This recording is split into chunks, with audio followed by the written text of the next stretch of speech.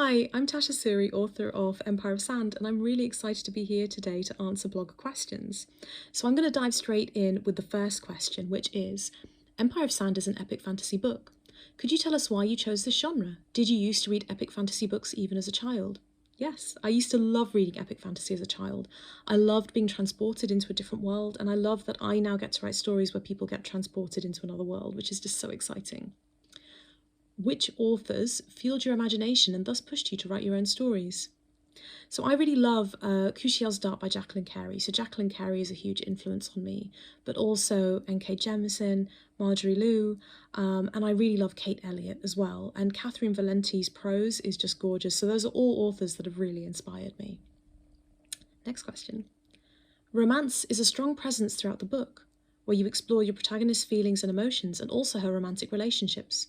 What message were you trying to convey?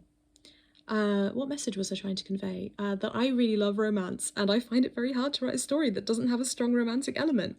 But more seriously, I wanted to convey the power of love.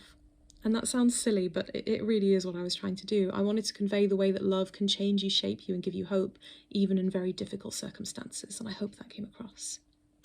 Next question. Did you use your book also as a means to address the topic of minorities' representation? Is this an issue you particularly care about? In a sense, I did. So I wrote as you know, an epic fantasy that's set in an Indian-inspired world, and it was important for me to try and draw on my own background and the things that I'd grown up knowing and experiencing and things I'd loved.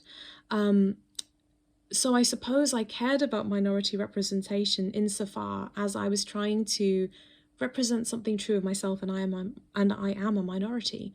On a larger level, of course, it's important for me to see authors and stories from a wide range of backgrounds, because I think that's important in the sense that everyone should have a voice, and also because it's more interesting for everyone. All readers enjoy it when there are more stories from a more diverse range of authors, stories that you may not have come across before. That's really exciting. All right, next question. How and to what extent does your Indian background act as an influence on your writing? Well, I think that all authors are hugely influenced by their own upbringing, their own childhood, the places that they've grown up. You see in a lot of fantasy that's British-based, really strong British influences from British folklore and mythology and tradition. And I am British, but I'm also Indian. I'm part of the South Asian diaspora, which means that it was important and natural for me to draw on my own background when writing my stories.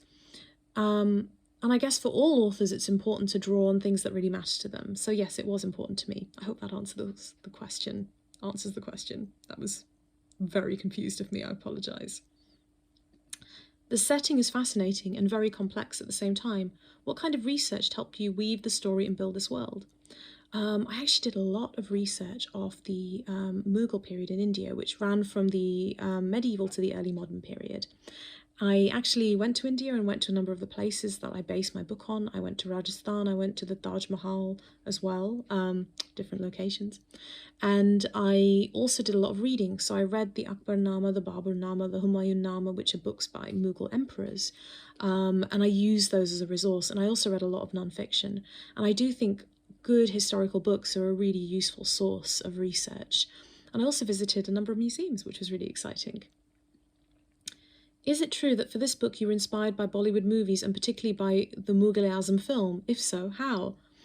I wasn't inspired by Bollywood as a whole because it's a very big industry, but I was inspired, yes, by Mughal.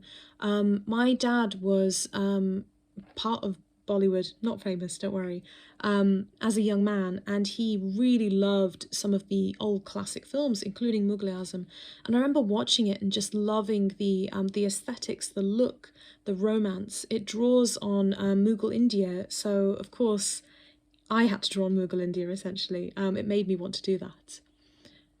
Right, next question. Why setting the story right at the time of the Mughal dynasty's rule? I used the Mughal dynasty as inspiration partly because I'd loved films about the Mughal dynasty. Another film that I really loved apart from Mughal was Jodha Akbar, which I saw as a teenager, so it had a big influence on me. And I also found that there was a wealth of material to draw from about the Mughal dynasty. There's lots of books, there's lots of first-hand resources, and many of them have been translated into English, which is very useful for me in my research, whereas there are parts of Indian history that haven't been translated and are less easy for me to access. So part of it was that I really just loved the Mughal era, and part of it was the ability to access research material, and it was very important to me to do proper research. Right, next question.